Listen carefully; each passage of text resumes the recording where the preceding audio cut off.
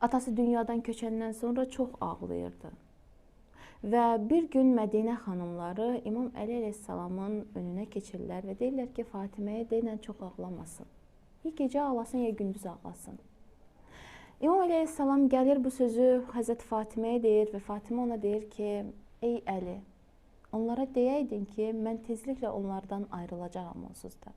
Və həqiqətən də belə olur, 6 ay tamam olmamış xanım Fatimə Zəhra dünyadan köçür. Həzrət Fatimənin dünyadan köçməsi ilə onun bir ailəsi məzlum qalır.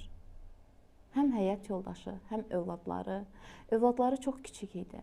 Həsən, Hüseyn, Zeynəb çox kiçik idilər və onların tam olaraq anaya, bir nəvazişə, qayğıya ehtiyacı olduqları bir zamanda onların anasını şəhid etdilər. Bu, onların məzlumiyyəti idi.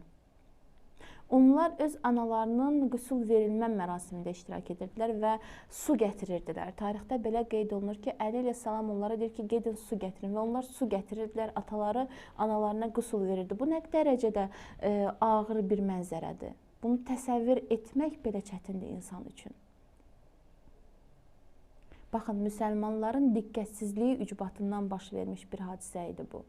Zamanında Həzrəti Zəhranın sözünə önəm versəydilər, onun haqqa çağırışına cavab versəydilər, bu hadisələrin heç biri olmayacaqdı.